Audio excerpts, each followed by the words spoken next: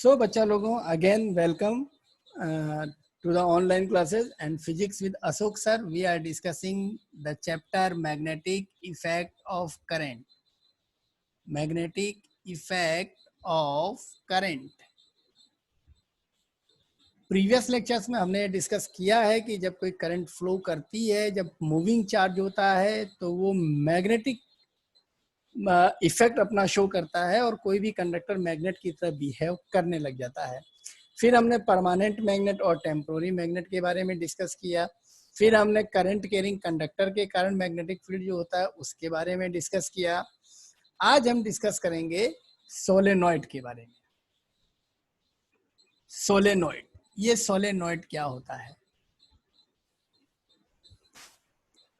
Actually solenoid क्या होता है, देखो सोलेनॉइड देखने में स्प्रिंग की तरह लगता है, इसलिए इसको हेलिक्स कहते हैं। किसी भी सिलेंड्रिकल ऑब्जेक्ट के ऊपर अगर हम कॉपर वायर लपेट दें इस तरीके से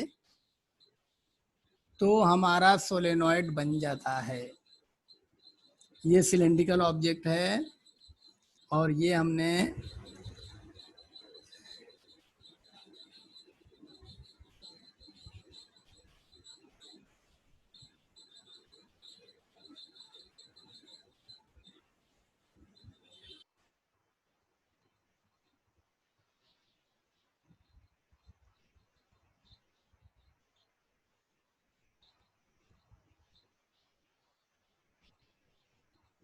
हमने बहुत सारा कॉपर वायर इस पे टर्न करके लपेट दिया है, that is insulated copper wire. ये इंसुलेटेड कॉपर वायर है, that is insulated copper wire.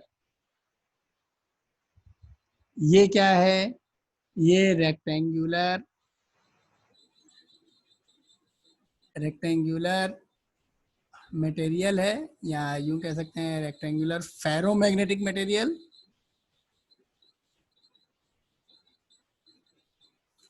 ठीक है, तो हम इसको देख रहे हैं। अगर यहाँ पर अगर हम आप इसको शो करें तो ये ऐसे है। अगर आप इसको जनरल लैंग्वेज में कहेंगे तो ये स्प्रिंग है। स्प्रिंग को फिजिक्स में कहते हैं हेलिक्स, और ये स्प्रिंग को लपेटा गया है किसके ऊपर? किसके ऊपर? रेक्टेंगल के ऊपर। इसलिए अगर मैंने इसको कहा हेलिक्स और ये हो गया सिलेंड्रिकल, तो हम कह सकते हैं कि सोलेनॉइड क्या है? Very simple, solenoid is a cylindrical helix. It is a cylindrical helix. यह एक सिलेंड्रिकल हेलिक्स है। इसको बनाया कैसे जाता है? It is made by wrapping a large number of turns of insulated copper wire on rectangular ferromagnetic material. How solenoid is made? Solenoid बनाया कैसे गया था? How it is made? तो वेरी सिंपल, हम कह सकते हैं कि ये बनाया कैसे जाता है। It is made by wrapping. It is made by wrapping a large number of turns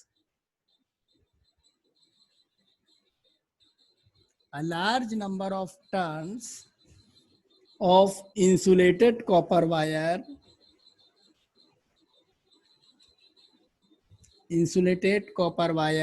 on a ferromagnetic material.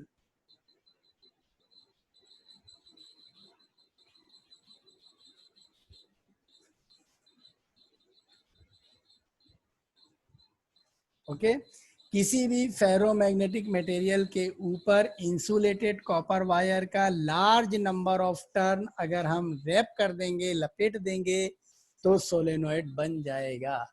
Next question होता है कि how you can find out the pole. अगर ये मैग्नेट बन गया, सोलेनॉइड क्या है? एक इलेक्ट्रोमैग्नेट है, यानी एक टाइप का मैग्नेट है। और अगर ये मैग्नेट बन गया तो इसका नॉर्थ पोल और साउथ पोल भी पता होना चाहिए। तो किसी भी सोलेनॉइड का नॉर्थ पोल और साउथ पोल फाइंड करने का रूल क्या है? नेक्स्ट क्वेश्चन बनता है how to determine the pole, how to determine the pole of a solenoid. Solenoid का पोल कैसे डिटरमाइन करेंगे? तो आंसर वेरी सिंपल है, आंसर है by right hand thumb rule, right hand thumb rule. मान लीजिए इस सोलेनोइड को मैं नाम देता हूं ए और बी, ठीक है। तो मैंने क्या किया, राइट हैंड थंब रूल में लगाता हूं, मैं करंट की डायरेक्शन में अपने पाल्म को लेके जाता हूं और जैसे करंट मुड़ती है, करंट अंदर की तरफ मुड़ रही है, करंट अंदर की तरफ मुड़ रही है, मैंने अंदर की तरफ अपनी उंगली को मोड़ दिया। Where the thumb is directed, जिधर थंब है that is north pole, that is north pole, that is right hand thumb rule, very simple. So you can identify the north pole of a solenoid and south pole of a solenoid by using the right hand thumb rule. Solenoid क्या होता है, कैसे बनाया जाता है और उसके पोल को हम कैसे आइडेंटिफाई करते हैं, ये हमने आपको बताया है।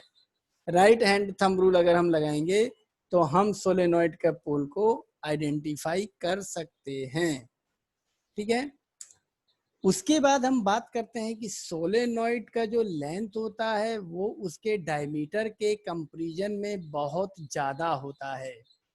तो क्योंकि उसका डायमीटर बहुत छोटा है और उसकी लेंथ बहुत ज्यादा है, इसलिए हम ये कह सकते हैं कि सोलेनोइड को दो इक्वल इक्वल पार्ट में अगर डिवाइड करें तो सेंटर पे जो होता है वो मैक्सिमम मैग्नेटिक फील्ड होता है।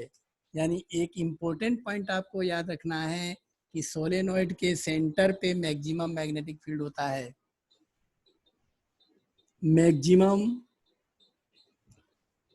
मैक्सिमम मैग्नेटिक फील्ड कहाँ पे? एट सेंटर, सेंटर पे। और एंड्स पे कितना होता है? At ends half of the centre. ये दो इंपॉर्टेंट पॉइंट हैं सोलेनोइड से रिलेटेड। सोलेनोइड के सेंटर पे मैक्सिमम मैग्नेटिक फील्ड होता है और उसके एंड पे सेंटर का आधा होता है।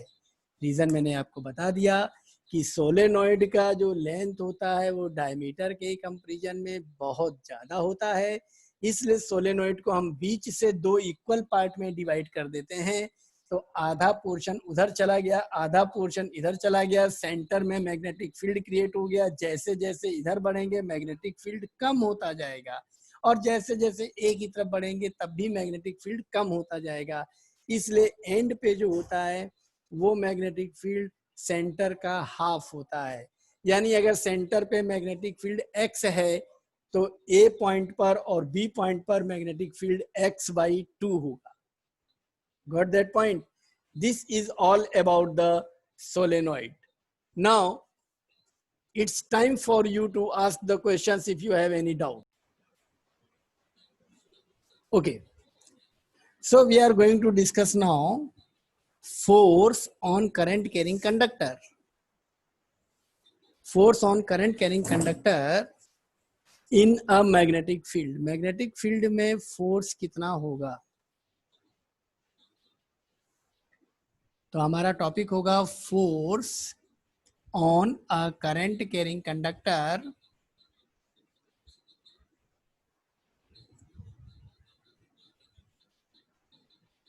Current carrying conductor in magnetic field.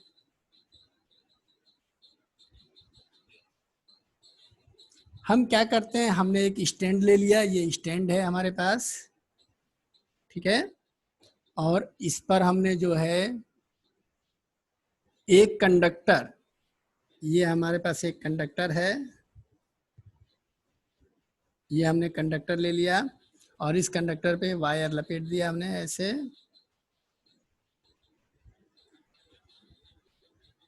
और वायर लपेट करके जो है हम जो है इसको हमने क्या किया, एक बैटरी से कनेक्ट कर दिया।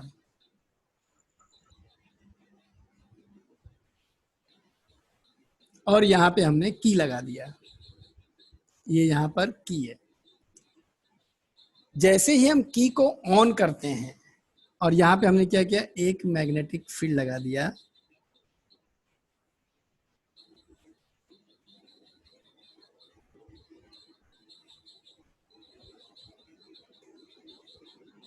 ये मैग्नेटिक फील्ड है, मान लीजिए हॉर्स शू मैग्नेट है, नॉर्थ एंड साउथ पोल। जैसे ही हमने की को ऑन किया तो क्या हुआ, पॉजिटिव से नेगेटिव की तरफ करंट फ्लो करना स्टार्ट कर दिया। इस तरीके से करंट फ्लो कर रहा है, ठीक है।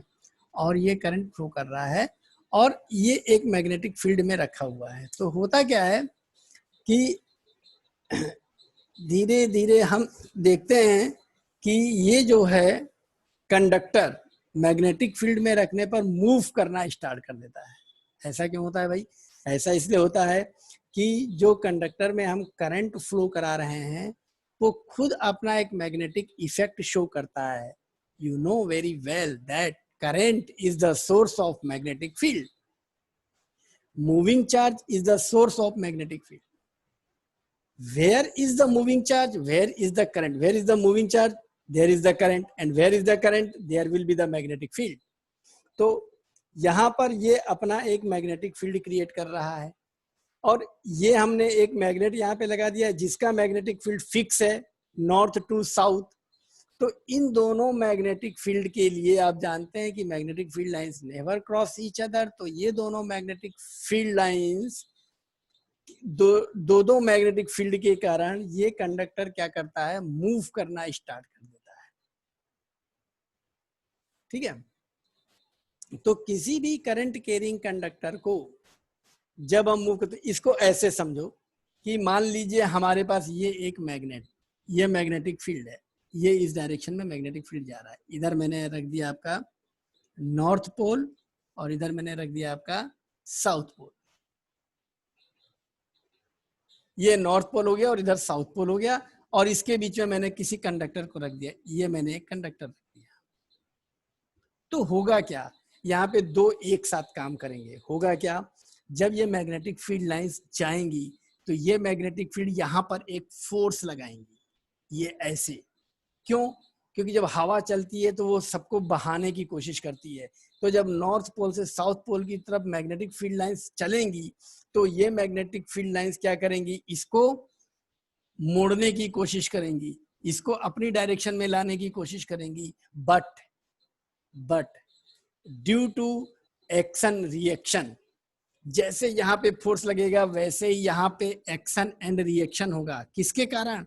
क्योंकि इसमें करंट है, वो करंट इसको एनर्जी प्रोवाइड कर रही है, इसके पास एनर्जी है, ये सब कुछ नहीं सहेगा, ये उसको अपोज करेगा, उसका विरोध करेगा। तो जब ये इसका विरोध करेगा तो ये, आप देखिए इस मार्कर को, जब इसको हमने ऐसे रख दिया, मैग्नेटिक फील्ड यहाँ फोर्स लगाएगा, ठीक है, तो इसका रिएक्शन होगा, यहाँ फोर्स लगाएगा, यहाँ इस तरीके से फोर्स लगता जा रहा है। तो हो क्या रहा है कि इस पर एक फोर्स लग जाता है और वो फोर्स कितना होता है, वो फोर्स होता है F equals to Q V B. आपके सिलेबस में नहीं है, लेकिन Q क्या होता है हम जानते हैं कि I इजिकल टू होता है Q बाई T। तो Q को हम लिख सकते हैं, Q को हम क्या लिख सकते हैं, I इंटू T। और V क्या होता है, V is the velocity of charge, यहाँ पर इलेक्ट्रॉन जो फ्लो कर रहे हैं उसकी वेलोसिटी। तो वेलोसिटी का एक फार्मूला हमने क्लास 9th में पढ़ा है, डिस्टेंस अपॉन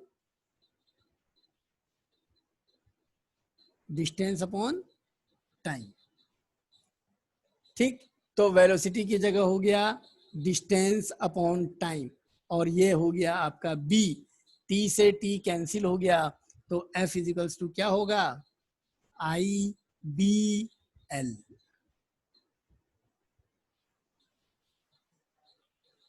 इतना फोर्स किसी भी कंडक्टर के ऊपर लगता है। The force equals to IBL when a current carrying conductor is kept in magnetic field. किसी भी करंट कैरिंग कंडक्टर को अगर मैग्नेटिक फील्ड में रखेंगे तो उस पर एक फोर्स लगेगा, और वो फोर्स कितना होगा, IBL। इसी IBL को फ्लेमिंग्स के लेफ्ट हैंड रूल से समझाया गया है, दैट इज IBL। ठीक है, तो हमें बस ये ध्यान रखना है कि जब भी कोई करंट कैरिंग कंडक्टर किसी मैग्नेटिक फील्ड में रखा जाता है तो वो मूव करना स्टार्ट कर देता है। और इसी प्रिंसिपल पे हमारे बहुत सारे डिवाइसेस काम करते हैं। जैसे हमारा फैन घूमता है, हमने स्विच ऑन किया और फैन स्टार्ट रोटेटिंग, फैन ने रोटेट करना स्टार्ट कर दिया है। क्यों, ऐसा क्यों है? सोचिए, आपका फैन खराब हो जाता है तो क्या होता है, आप मिस्त्री के पास जाते हैं, मिस्त्री कहता है वाइंडिंग इसका जल गया, वाइंडिंग करता है। वो जो वाइंडिंग है वो क्या है, दैट इज इलेक्ट्रोमैग्नेट। उन इलेक्ट्रोमैग्नेट के बीच में फैन की रॉड को लगाया जाता है।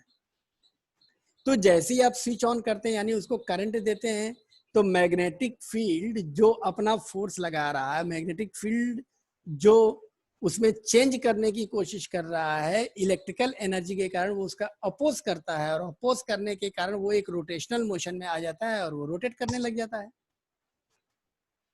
यानी अगर दो एंड से फोर्स लगे हैं, जैसे आपने झूले को देखा होगा, सी सौ पे क्या होता है, एक बच्चा इधर बैठता है, दूसरा बच्चा उधर बैठता है, और दोनों एक दूसरे को रोटेट करते हैं। वो झूला जो है अपने एक्सिस के इधर उधर घूमने लग जाता है। यही होता है मोटर का प्रिंसिपल। लेकिन मोटर और जनरेटर आपके सिलेबस से हट गया है, इससे ज्यादा डिटेल में जाने की जरूरत नहीं है।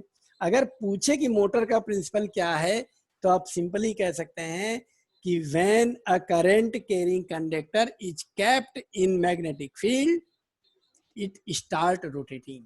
किसी भी करंट कैरिंग कंडक्टर को अगर मैग्नेटिक फील्ड में रखते हैं तो वो रोटेशन करना स्टार्ट कर देता है, क्योंकि उस पर फोर्स लगता है और दो तरफ से फोर्स लगता है, और उसी रोटेशन के कारण वो घूमता है, डबल फोर्स के कारण। और यही इसी पे आपके सारे डिवाइसेस काम करते हैं, चाहे वो मिक्सी हो, चाहे फैन हो, चाहे कूलर हो। मोटर नाम आने का मतलब ये है कि किसी करंट कैरिंग कंडक्टर को मैग्नेटिक फील्ड में रखा गया है। अब वो मैग्नेटिक फील्ड परमानेंट भी हो सकता है और वो मैग्नेटिक फील्ड इलेक्ट्रोमैग्नेट भी हो सकता है। किसी मैग्नेटिक फील्ड में अगर किसी भी करंट कैरिंग कंडक्टर को आप रख देंगे तो वो रोटेशन करना स्टार्ट कर देगा। और इसी टेक्निक का यूज करके जब स्कूल रीओपन होगा तो हम लोग कुछ प्रोजेक्ट बनाएंगे, कुछ वर्किंग मॉडल्स बनाएंगे, जिसमें आपको बताया जाएगा कि किस तरह से इस प्रिंसिपल पे मोटर वर्क करता है। ठीक है, तो